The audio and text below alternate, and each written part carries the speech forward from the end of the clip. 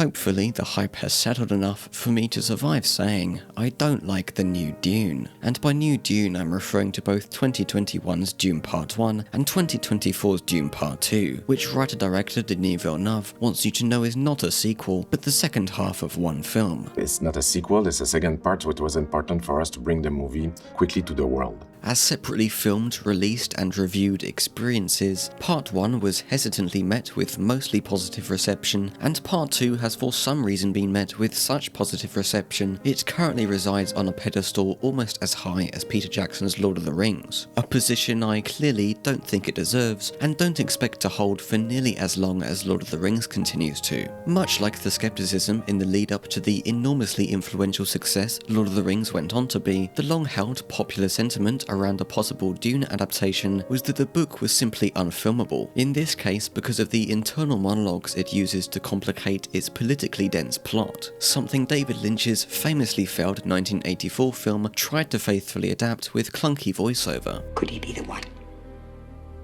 Maybe. Given everybody's preference to forget Lynch's Dune and the distance Villeneuve's Dune wants to keep from it as much as possible, I remember no real expectations that he would also attempt to use voiceover. The fear of Dune's unfilmability therefore resided in whether, without a platform for the book's internal monologues, the film could accurately convey its supposed density. Villeneuve's answer, it turns out, made any notion the book was unfilmable seem preposterous, not because of any kind of genius vision nobody else had previously conceived of, but because he straight up removed anything anyone worried might have made it unfilmable, stripping the story of almost all of its political intrigue, streamlined around the main thematic thread of religious fanaticism, and changing characters as needed to externalize Paul's messianic conflict. Through her eyes, we understand what Paul becomes and in which direction he goes, and which transformed the movie not into a celebration, but as Frank Herbert was wishing, more of a warning. The internal monologues of other characters might squeeze through the occasional brief opening of ambiguous performance amongst the exposition that makes up most of the dialogue, but are otherwise discarded and unreplaced. Add this simplification to Villeneuve's willingness or recommendation to split the film in half for separate releases, and Dune seems both very filmable after all and far more palatable to mainstream audiences, no longer either trapped in the same 2-hour film as butchered Lynch's Dune or burdened by the off-putting time commitment of a single 4 or more hour film, which without the intermissions that used to accompany films of such length would be near impossible to comfortably hold one's bladder through. You're doing more, right? You've been greenlit? Yes. I'm a bit responsible for the idea that I decided to split the first book in 2 parts because I was feeling that from the start that it was too dense, and it's a book that takes its power into details, you know, the way Frank Herbert approached ecology, biology, all the different tribes, all the different cultures, and I wanted to try to keep as much of the essence of it, and it felt too dense for one movie. So I proposed to the studio the obvious. I said, let's shoot both parts, and then I will edit the first one, finish the first one, we released, and then I worked on the second one. And the studio agreed spontaneously to do the movie in 2 parts, but they gave me the only money to shoot the first part. They said, let's shoot first the first part, see how it goes. And today I'm grateful that it happened this way, because frankly, I don't know, I would add the necessary stamina to be able to sustain a double shoot. You know, it's like after the shooting part 1, I was like exhausted. Villeneuve intended Part 1, which mind you wasn't advertised with a title including Part 1 when it came out, to act as the appetizer for Part 2. But even with a Part 2 probably certain from the moment he showed the studio his work that I can't imagine they weren't impressed by, and only more certain the closer it got to turning a profit, the gap resulting from the pause in production meant the anti-climax of watching what is noticeably only half a film was greater than that for Lord of the Rings, or, for instance, my obscure example of a long film split and released apart, John Woo's 5-hour magnum opus, Redcliffe. However, irrespective of the gaps in releases, Dune Part 1 doesn't seem to as successfully satisfy audiences as though they have watched a whole film and are merely anticipating its sequel, as well as Fellowship and Two Towers are able to. Lord of the Rings feels like 3 experiences that make up one story, whereas Dune feels like one experience split in half. Part 1 being as though Fellowship ended when the Fellowship were walking between those boulders after leaving Rivendell. This is only the beginning.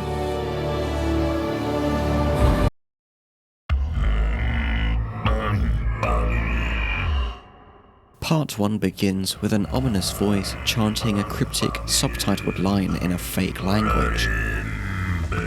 This does seem random, and could have been an unknown voice from an ancient past or far future, but besides setting the tone of the film and giving book and lore fans something to chew on, it is the first indication of Villeneuve's forward thinking to establish not just the religious beliefs that propel his story, but the past and future memories Paul and his offspring are later cursed with via visions and dreams. This quote and the studio credits are followed by 2 minutes of Zendaya narrating exposition of the Fremen's resistance against the Harkonnens and their spice harvesting, their monopoly over which was making them richer than the Emperor before they were mysteriously ordered to vacate Arrakis. The narration ends with, "And who will our next oppressors be?" And after the Dunk title card appears through several layers of lens flares, we cut to Timothée Chalamet as Paul Atreides, the main character, waking from this dream. So if we're already at this point this early, the film clearly has no intentions to be subtle. The bulk of this opening setup takes place on the Atreides homeworld of Caladan, and includes Lady Jessica training Paul in the controlling powers of the voice, Give me the water. Paul listening to a film book explain how the Fremen survive on Arrakis and the properties that make its unique resource the most valuable in the universe, a guy whose role seems to be performing large calculations after rolling his eyes into the back of his head, such as the travel costs various forgettable high-status people paid to arrive on Caladan to relay or observe the relaying of the Emperor's command for the Atreides to take control of Arrakis. House Atreides shall immediately take control of Arrakis. Duncan Idaho and his facetiousness standing out amongst all these self-serious bozos to tell us he's travelling to Arrakis in advance. Are you lying dead? No. Duke Leto giving Paul some fatherly comfort in between flashing his bling and warning Paul of the political dangers awaiting them on Arrakis, which he thinks the Emperor is orchestrating to weaken House Atreides and House Harkonnen, but that up his sleeve he's planning to harness the planet's true power by allying with the Fremen. Desert power. And then Paul training with Gurney using Dune's famous energy shields before Josh Brolin oversells his hatred of the Harkonnens. They're not human, they're brutal. And we cut over to their homeworld to see some of their brutality firsthand, for a minute and a half. In this minute and a half, in the black, industrial, brutalist nipple building at the centre of Giedi Prime, Dave Bautista walks into the Lord Baron's sauna to tell him they fully vacated Arrakis, throw a tantrum at the idea the Emperor is gifting his favourite house with 80 years of the Harkonnens' hard work, and basically just be ignorant enough for the Baron to exposit his perception of the Emperor's motivations. The Atreides' voice is rising. The Emperor is a jealous man. Everyone's pale and bald and wears black or grey in their black or grey buildings and says things in evil voices, as opposed to the still totalitarian but recognisably modern style and behaviour of the Atreides. Now we've set up the good guy faction and briefly gotten a sense for who is definitely blatantly shouting at us to be the bad guy faction, we cut back to Caladan for the arrival of the equally self-serving but successfully manipulative Space Witch faction, who have really been up to no good with the eugenics campaign Villeneuve has focused this adaptation around. The first decision that was made in part 1 was that the adaptation will focus on the Bene Gesserit sisters. For the people who know the book, there's like the Spacing Guile, there's the Mantat, which are as important, but what deeply inspired me about the book and what I feel was relevant with our time was to explore this idea of people using religion as a weapon, as a means of control and as a tool of power. These are the film's final 11 minutes of crucial setup, in which Jessica wakes Paul so the leader of these spooky space witches can put him through a test of pain endurance,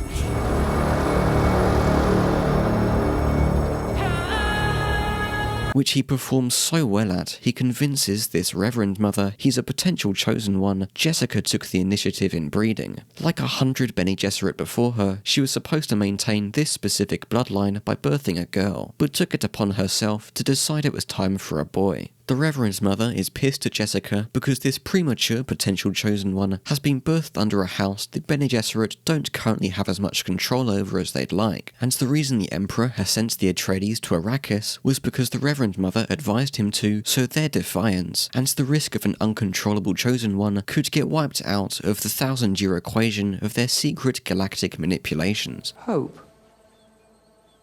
We are Bene Gesserit. We don't hope, we plan. Basically, even though the Bene Gesserit don't get much screen time aside from Jessica, this whole mess is their fault, and though these manipulations aren't fully revealed until part 2, Dr. Yue is kind enough to concur with the insidiousness with which our eyes and ears have already perceived the Bene Gesserit to act. As the smart, well-trained kid he is, Paul's quite sad about having this purpose dumped on his existence, and it will only get worse as he moves to the only planet filled with people who worship him and with the drug that will unlock his prophetic powers. This 30 minutes of crucial setup feels distinct not only because it all occurs before a mostly permanent change of scenery to Arrakis, but because from here the pieces kind of just play out their roles across an already defined game of chess. That is to say, plot stuff does keep happening on Arrakis and elsewhere, but it feels like just that. Narratively, and in the case of the Bene Gesserit's manipulations, literally predetermined occurrences. It's all necessary, but the problem is that so much was cut from the fact that could have fleshed out the motivations and emotions behind these plot beats that the themes have nothing to hide behind, and 2/3 of the film feels like an obligation the story wants to be done with as quickly as possible, especially in regards to the characters. I'm sorry, my lord. But I've made a bargain with the Baron. Unlike the dramatic irony his perspective presents us with in the book, between arriving on Arrakis and his betrayal to help the Harkonnens launch a surprise attack on the Atreides, Dr. Yue shows up only once to mention spice is psychoactive. Spice is a psychoactive chemical. Unashamedly treated like a plot device, with ramifications disproportionate to how much of a non-character he is. This is just the most egregious example of the character and world development that was lost with the removal of all of the political intrigue occurring around House Atreides before the Harkonnen attack. So my question is, I know you have deleted scenes in the first and I'm sure in the second. Will I ever see them? Will you put them on a Blu-ray? Is there an ultimate box set coming at some point? For me, I'm a strong believer that when it's not in the movie, it's dead. And I kill darlings, and it's painful for me. Sometimes I remove shots and I say, I cannot believe I'm cutting this out. So I cannot go back and after that and create a Frankenstein and trying to reanimate things that I killed. You know, it's like, it's too painful. It's like, when it's dead, and it's dead for a reason. I'm very severe in the editing room. I'm not thinking about my ego, I'm thinking about the movie. There's a commonly held belief that Dune, especially part 1, is slow-paced, and that people might not like it because they don't like slow-paced things. But I'm here to tell you that Dune part 1 isn't actually slow-paced. It just might feel slow-paced to you and I because we find it boring, which isn't the same as something being slow-paced and compelling. It could have avoided being boring by being actually slow-paced, so long as that slower pace was the result of fleshing out the story in compelling ways, including more of this political stuff and developing the characters beyond vague caricatures of such simplicity they barely resemble their book counterparts, whilst of course making sure what needs to be changed for the story to work best in this medium is changed. You know, length, this is something that I've discovered over the years, that length and the success of a story are not necessarily related. The paradox of it all is you can have a shorter film and it's less engaging. And in Dune, you know, the most important thing was to find the story compelling and to be on board with this family's journey into danger. And so, you know, maybe a lot of the adjustment at the beginning of the film is to do with that, is giving space and time to kind of set up those many characters and the constellation of those characters successfully before you test them. Of all the post-Game of Thrones media to be marketed or reviewed as like Game of Thrones but not really, the two productions for which that label may have been most accurate so far have come out in 2024 and adapt books that were released in just about the same decade. Dune, obviously, that's what this video is about, and Shogun. Both stories involve outsiders being thrust into a foreign culture and having to adjust to their philosophies whilst taking part in a war brought about by political machinations beyond their control, with Dune's adaptation confined to 5 hours of blockbuster filmmaking and Shogun more free to delve deeper into its themes and characters across 10 one-hour episodes of high-budget television. I don't want to isolate this video by going into Shogun spoilers, but something I will compare is their stylistic choices. Move. For as many awards as Shogun deserves to be nominated for, and will probably go on to win, the area some of us feel it miscalculated is the extent to which it commits to shooting anamorphic lenses with a wide open aperture. Here. Not only can these lenses introduce anachronistic imperfections unusual for a period piece, like horizontal lens flares, focus breathing, barrel distortion, and vignetting, but their swirly bokeh further exaggerates the extremely shallow depths of field they chose to shoot with. Shogun. Perhaps the worst offence of this aesthetic is how much it conceals and distorts the beautifully cinematic framings of the traditional Japanese architecture, and whilst I sort of admire the boldness to take a style to such extremes, when I was watching this otherwise well-made and well-written show, I could only see its overuse as taking away from the world and the characters' intimate storylines I'm meant to be immersed in, rather than being used with increasing sparsity in situations it can represent the confusion and cultural dissonance between feudal Japan and the English main character. It is instead the default of every scene, no matter which character is present or how confused they are.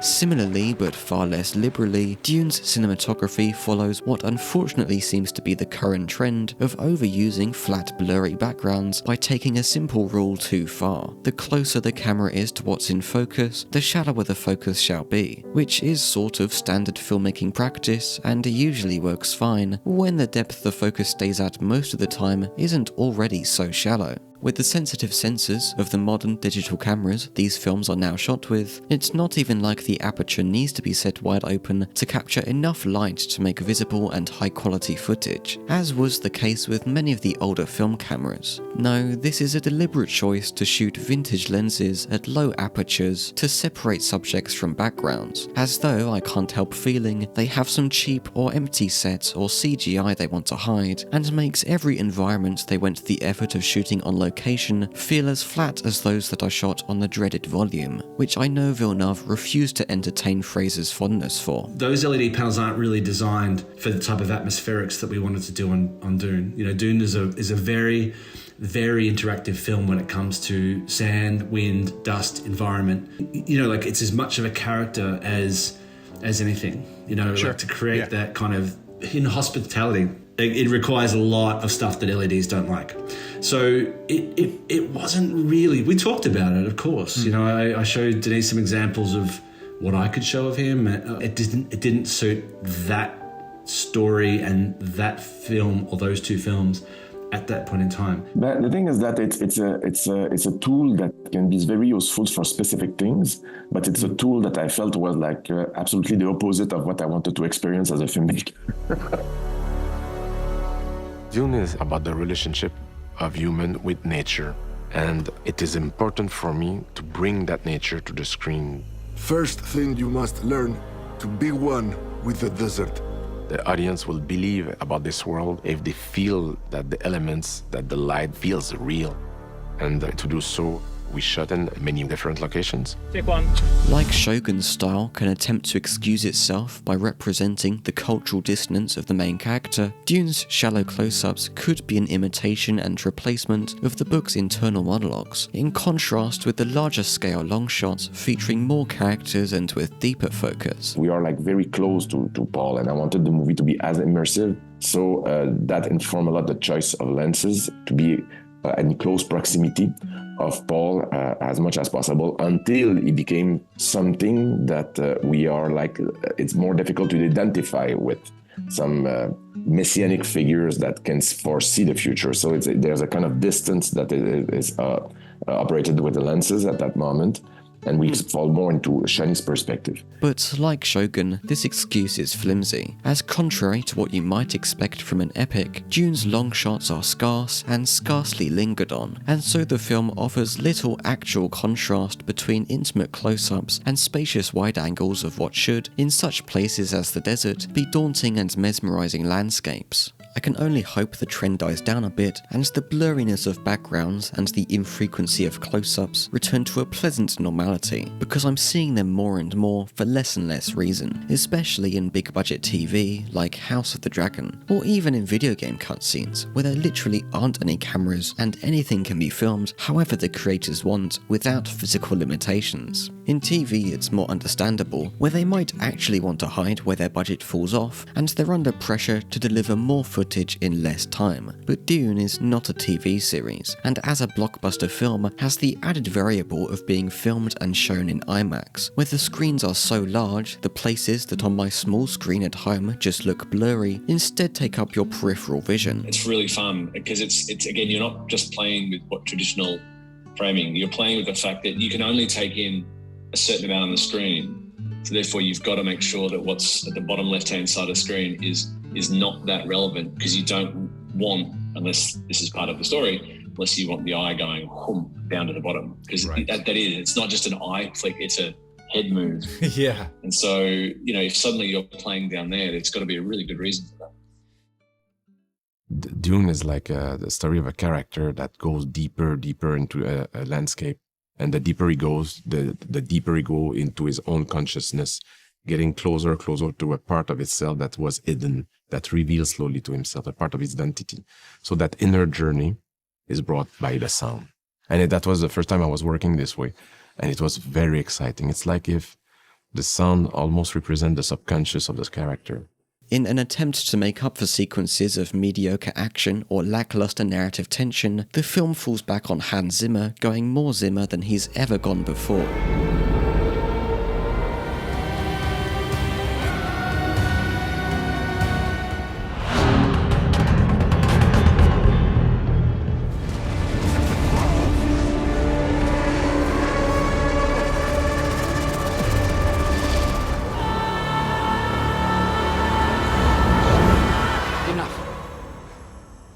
Like other aspects of the film, whilst technically proficient and in some cases instrumentally interesting, something about its overindulgence lacks memorability. Or perhaps being grabbed by the ears and deafened by a man shouting, "Isn't this so epic?" over and over, doesn't offer much incentive to remember it, not melding into and complementing the atmosphere in the same way Blade Runner 2049 soundtrack was able to.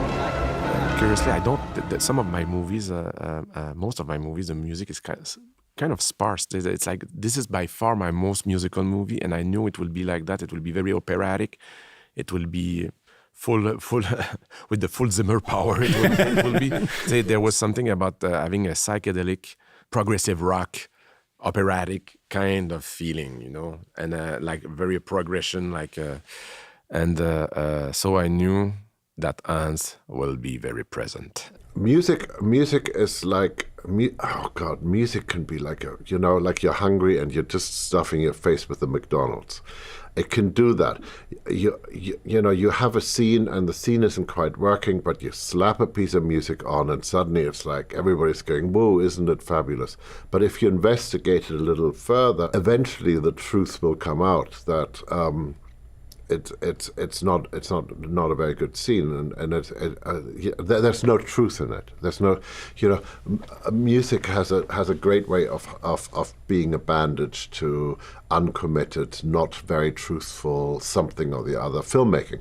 This reliance on the soundtrack to confront the audience with the emotions they should be experiencing was disruptive enough that Part 2 made the necessary adjustments to quiet down a little bit. The only real benefit of having the opportunity to reconsider and improve upon Part 1's creative decisions during the pause in production. It happened that it was the best thing that ever happened, that I didn't shoot them together. There's something quite rewarding for a film director when you do a first movie and you see all the mistakes you've done, and then you can go back and improve yourself. This adjustment thankfully included reducing the use of the woman yelling motif. and the introduction of a new and actually memorable melody that's good enough to carry various aspects of the story to its end, such as Paul and Cheney's romance, the mystical mythology of the prophecy and its juxtaposition with the far future of this sci-fi world, and the film's ending. I wanted to write something unforgettable for Shani. A love theme, the love of Paul for Shani. I wanted something that would be heartbreaking and the most beautiful love theme ever written. And honestly, I think he did it. When I listened to it, I was in tears. I said, Hanz, I think it's maybe one of the best things you've written. He said, you think so? I said, yes, I think so. He said, me too.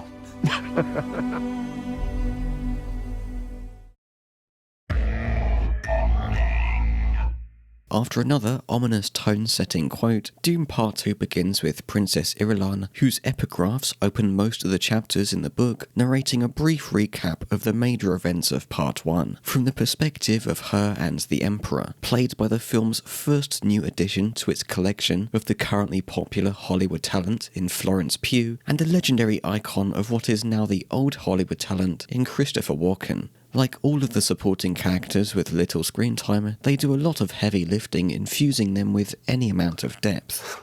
I wanted an actor that will bring the gravitas and the turmoil of this character. He's the only one I had seen in my mind as I was writing this. I was blessed that he accepted the part. Christopher Walken is the most prominent example of the meta casting that helps with this. You'll sometimes hear actors were cast in a role for their real personality, or a role was written for them based on their real personality, but in Walken's case, that extends to his reputation as a veteran actor with a distinct accent and cadence. Baron, do you have any idea who this Muad'Dib could be? Of course, his much imitated voice risked backfiring, and in fact did ruin the immersion for a lot of people, but given just how little time the character is given to convey such a crucial political position in the story, I think such radical casting was necessary and worked to the film's benefit. Apart from the couple of lines, Walken does stray a little too close to resembling himself. More.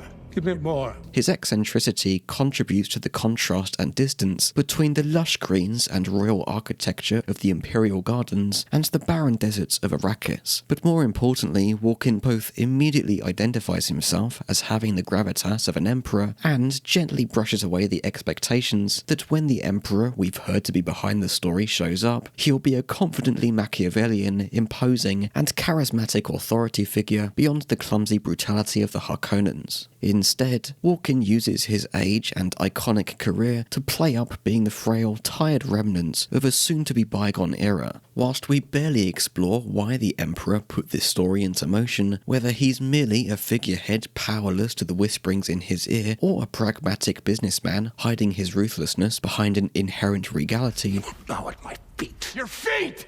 The mix between his silence on the fall of House Atreides, warmth towards Irulan, Formidable Empress. dominant disrespect for the Baron, and prideful hesitance to kiss Paul's ring suggest he's more than just a plot device. Having said that, the lasting consequence of Part 1 speeding through the fall of House Atreides is that the galactic significance of such a popular house being sent to Arrakis to mysteriously disappear doesn't feel like such a significant conspiracy to us, the audience, no matter how dramatically Part 2 tries to present it at the end of Irulan's narration. In the shadows of Arrakis lie many secrets. But the darkest of them all may remain.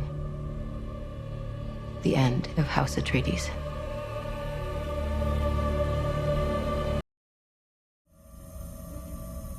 This world is beyond cruelty. Paul talks to his fetus sister, and then we're back to where Part 1 left off, the gang evading some generic sci-fi goons on their way towards the Northern Fremen headquarters, carrying the body of that guy who insisted on dueling Paul to the death. These few minutes before they reach the headquarters continue, more loosely, to remind us of Dune's world building, namely the Harkonnen presence on Arrakis, and the strange techniques and traditions the Fremen have learnt to survive there, like salvaging water from their fallen enemies and summoning assassins sandworm to consume their corpses, but carefully preserving the bodies of their brethren so their water can be ritualistically transferred to a huge underground basin from which drinking is considered sacrilegious because they hope it'll help the Messiah transform Arrakis into a green paradise. Since they first landed on Arrakis, Paul and Jessica have been able to see how pervasively the Bene Gesserit's manufactured prophecy has invaded the culture. They see you, they see the signs. But now they are within the Fremen's ranks, they have no choice but to face its repercussions up close. Stilgar, the leader of the group who took them in, did so because he believes Paul shows promise, and he wastes no time trying to bring the prophecy further to fruition by recruiting Jessica to replace their elderly Reverend Mother, giving her an ultimatum that if she refuses, then she and Paul do not fit the prophecy and, as outsiders, aren't of enough use for him to vouch for their continued existence. Oh.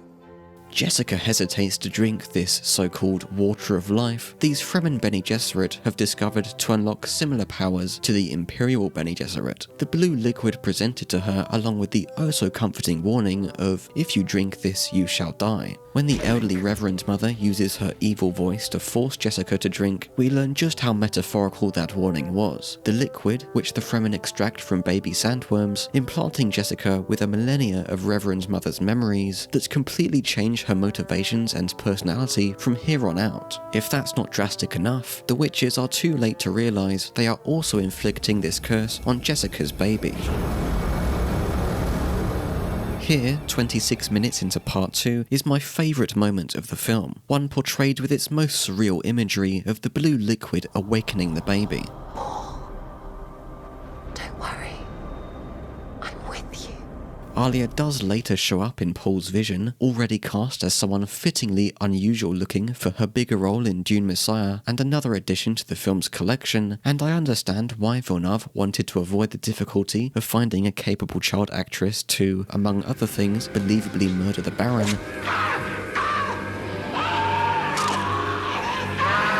But I do think he should have more explicitly shown how drinking this liquid gives Bene Gesserit, and later Paul, a transformative amount of knowledge, and maintains the Fremen's disturbance or even disgust for the pregnant Jessica. Why he couldn't do the latter, besides lacking the time he or someone else has limited them with, is because of the new role Jessica dedicates herself to in stoking Paul's messianic fire.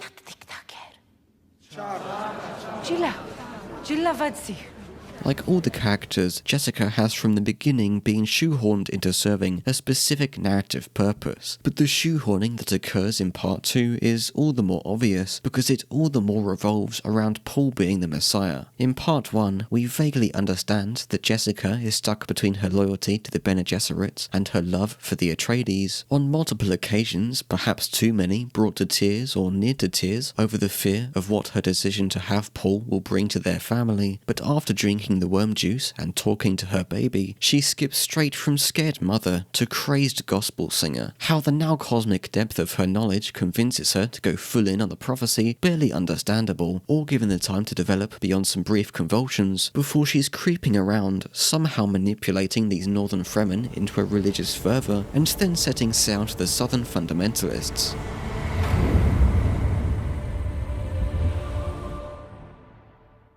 Villeneuve split the Fremen into southern believers and northern non-believers in order for Stilgar and Chani to represent them respectively. Otherwise it would be weird for Chani to be the only non-believer, although by the end of part 2 it does kind of seem like that anyway. Stilgar's faith seems genuinely strong throughout, but it might have been more interesting if he instead saw the opportunity in Paul and played up his fanaticism, knowing Paul and the prophecy can motivate the Fremen to liberate themselves. Alas, he is rather one-dimensional, no matter how much humanization he's given as the film's only comedic relief.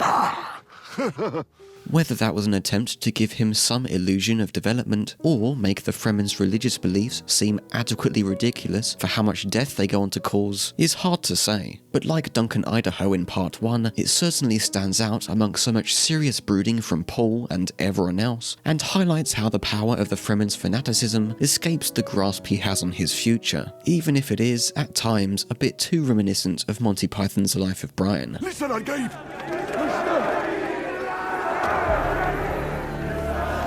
That Chaney holds such modern, earthly opinions towards religion and colonialism is where the voices of Villeneuve and Frank Herbert speak most plainly to the audience. I was not trying to be faithful to the book, but more faithful to Frank Herbert's initial desires. So in order to do so, the big difference, I would say, is the character of Shani. Shani in the book, in the second part, kind of disappear into Paul's shadows. You know, she's a believer, and the character becomes less interesting. And I thought that there was a very strong opportunity there to create a character that will give us a new perspective on Paul in order to get closer to Frank Herbert's initial desires. But with such direct communication, the film fails to set the stage for us organically realizing our personal ambivalence between rooting for the Fremen, emotionally buying into the cinematic glory of their resistance, and understanding that the galactic war they get carried away with aiming for, apparently the only path of survival Paul's future visions find for him, is obviously quite bad. He's afraid of the fundamentalists. And he should be. Because Chaney remains a non-believer and feels betrayed when Paul abruptly decides to go through with the prophecy, it is she, not Paul, who represents the audience's perspective. Paul enters the Fremen's ranks intending to take advantage of the prophecy so he can disrupt spice production, confront the Emperor, and get revenge for his father and house. But along with the spice giving him scary visions of how much death that would entail, his romance with Chaney keeps him on her side of working with the Fremen for the Fremen, a more laid-back attitude that ironically helps him assimilate enough with the Fremen to later take successful advantage of the prophecy, as his religious legend grows alongside his battle prowess, from the Harkonnen's perspective becoming a sort of Fremen boogeyman. Given the squished timeline, Paul and his little nomadic gang supposedly find success in their resistance against the Harkonnens in a matter of months, but when their tactics appear to be little more than either ambushing a harvester and shooting down its protective ornithopter, or just shooting a harvester from afar, I don't buy that Paul's inspiration and Atreides' experience alone are enough to have so quickly turned the tides of war. To justify this, the current Harkonnen commander-in-chief on Arrakis, Glossu Rabban, is made to be a complete idiot. The desperate plan that finishes him off being to shoot blindly at what he thinks is the Fremen base, land and set foot in the thick sandy fog the explosions created, get picked off by a few silent Fremen ninjas, and then run away when the boogeyman walks towards them, followed by a chanting crowd, even though they have laser guns they can panic to shoot him with then and there, as was already demonstrated. Cut to a brief transitionary scene of the Emperor waiting for everything to get worse from his ivory tower, and Princess Irulan realizing the enormity of the Bene Gesserit's miscalculations. What if Paul Atreides were still alive? Enough! Of which the Reverend Mother seems most insecure and feels the need to boast of her plan to extinguish the Fremen prophet with an alternatively promising subject of their secret breeding program, Fade Rotha, brother of Glossu and nephew of the Baron. In fact, the breeding program planned for Fade Rotha and the Atreides' daughter Jessica was supposed to propagate to be the chosen one, ending the feud between the houses and producing a boy genetically likely enough to survive the transformation. At the same time, the Baron has his own plans to marry Fade with Princess Irulan, giving the Harkonnens greater influence or even control over the Empire, an unrealistically ambitious plan he puts into motion by giving Fade control of Arrakis that relies on the other houses accepting a Harkonnen takeover. Unrealistic because they end up not even accepting a takeover from the comparatively reasonable, respected, and humane Atreides. Fade is as cartoonishly evil as all of the Harkonnen are presented in the film and book, but we could have done without all three of the Harkonnen characters needlessly killing their underlings at the slightest hint of failure, anger, or enjoyment. Such cliches, their visual and auditory presentations, and the removal of everything that doesn't fulfill the barest possible narrative obligations contributes to all three being generic caricatures that are far from as menacing as their antagonistic intensity requires.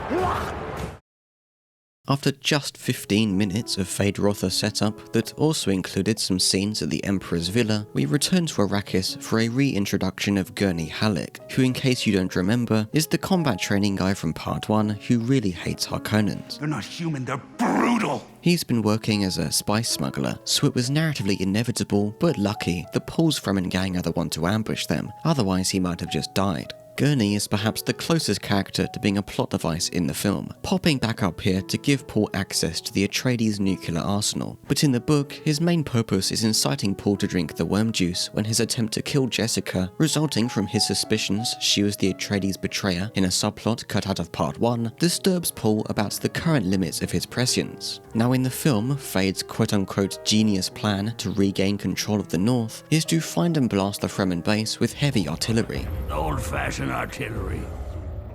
Genius.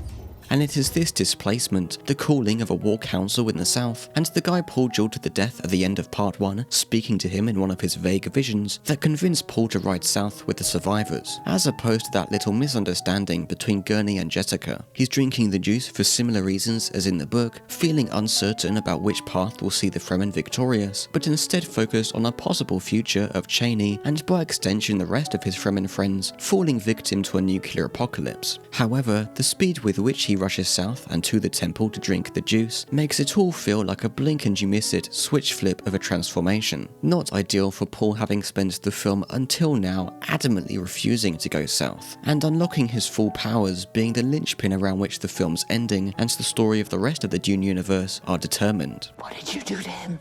In this way, Chani is the audience surrogate more than ever before, as Jessica calls on and uses the evil voice to force her to partake in the prophecy, the success of which I would find more interesting if Paul was aware and waiting to further strengthen his ties to the prophecy in front of a crowd of fundamentalists. However, the way the scene plays its music and how Paul wakes up suggest his coma was genuine.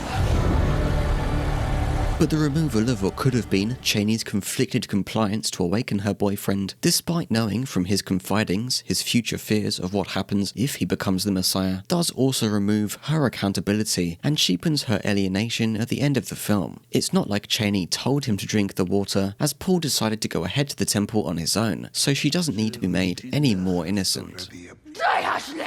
The plot twist, if it's even intense enough to call it that comes with and fuels Paul's transformation into jaded, omniscient anti-hero is that he and Jessica are descendants of the Harkonnens. We don't see much of his brief brooding around this moral dilemma, just his confrontation with Jessica, who had known this truth since drinking the worm juice herself, and then a lone sandworm ride to where everyone has gathered to witness his performance. The desktop wallpaper suitability of these slow-motion shots of his menacing walk, cloaked and hooded in Harkonnen grey, the closest he gets to emo anime protagonist.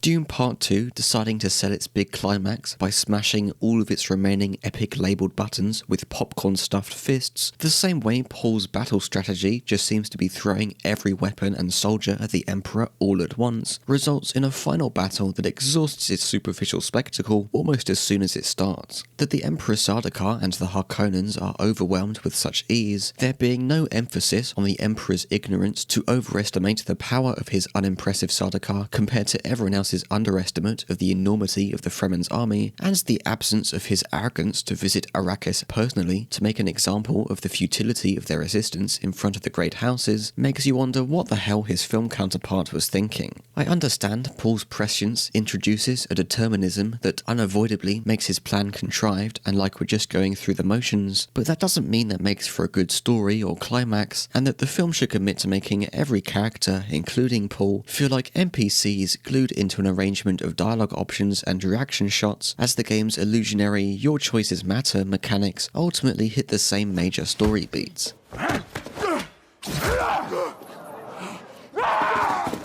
When Paul's character arc involves nothing but foreshadowing, it's hard to expect anything surprising, but that has always been the problem with Villeneuve's Dune. At the expense of compelling plot and characters, we get themes plainly set up at every turn and neatly summarized at the end, their poignancy half stripped away along with their ambiguity, or more specifically, the chance the viewer ever felt complicit in Paul's decision. Lead them to paradise. We aren't allowed to risk the emotional damage of such nuance, as Chani maintains the same modern opinions she has had since she was introduced. This prophecy is how they enslave us! How they dominate! With some added sting that Paul chooses the diplomatic dialogue option of romancing Princess Irulan. I'll take the hand of your daughter. and retreats to distract herself with some sandworm riding. Like Part 1, the swelling music and admittedly powerful imagery of her on the verge of tears awaiting the approaching sandworm helps sell that this is a film ending, even if Villeneuve clearly intends and has spoken about wanting to actually wrap up his work on Dune with an adaptation of Dune Messiah. Even to do a third one is like, okay, I have to make sure that I have something interesting, that we will have a strong screenplay, that's something that will bring something fresh, new, that will not feel like a... So it's... When I decided to make this adaptation of the novel, the first artist that I approached to help me to do so was Hanz Zimmer. Hanz is, like me, a massive fan of the novel. Hanz gave me a warning. Is it a good idea to tackle your childhood dreams? Are we meant to fail? You cannot bring to the screen the full potential of the dream of the teenager. There was a lot of wisdom in that, and that I kind of frankly agree with him. That was the challenge. That was the specificity of this project, was to try to go back in time and bring back those images to the surface. And now that both movies are completed, it takes me a lot of time to digest this experience. I will say that there are some sequences, like this one, the worm ride, that is very, very close to the dream. Others are quite different because of the process of the adaptation. It will take me a while to digest them, to make peace with that. Upon the release of Dune's first trailer, avant-garde filmmaker Jodorowsky, whose attempt to adapt Dune in the 70s was insane enough to garner a documentary decades later, remarked that it was industrial cinema, a high-budget spectacle artistically constrained by its need to be profitable. Is there anything that you can say to people who have that kind of ambition, who may be working in small independent films, lower budget films, but really want to get to the kind of scale and scope that you're working at now? How did you do it, and what can you say to people who are looking to do that? I asked this question once to Martin Scorsese, because before I went to Hollywood, and he said to me, stay intact. Whilst Villeneuve maintained his identity as well as the few other auteurs working with such high budgets, it is undeniable his Dune adaptation was in part shaped by a fear of alienating mainstream audiences. It is technically polished but rather plain, and narratively sensical but rather predictable. The former may simply be Villeneuve's style, but the latter may be an inevitability of adding nothing substantially new to an influential staple of the sci-fi genre, whose cinematic thunder has been stolen by numerous successful derivatives, and the narrative of which isn't, to be perfectly frank, particularly compelling by today's standards. In fact, it shouldn't be alarming to suggest that Lawrence of Arabia made a better Dune before the book even came out. His ability to really focus on the intimate journey of that character and keeping in those grand scale action sequence, how he used the power of the desert to express himself. I couldn't lie. I mean, it is a movie that had a tremendous impact on me as a filmmaker and had a tremendous impact on Dune. David Lean, when he made this movie, had no computer-generated images. Yes. I mean, it's like these guys were the real deal. I mean, it's like what they were able to achieve at the time was like beyond. They have all my respect, yeah. I didn't expect the new Dune to be anything groundbreaking or reach anywhere near the heights of Lawrence of Arabia, but I underestimated how eagerly people would heap excessive praise on something that's really just fine. Don't you think one of the most magical things about what we do is that we work together as opposed to against each other? No, it's absolutely. It's a collective art of creativity. That's the beauty of it. That's the most beautiful process. That's what I think it's so meaningful for me. That's not the result. It's this idea of doing poetry at 4 a.m. together. Yeah. Feet!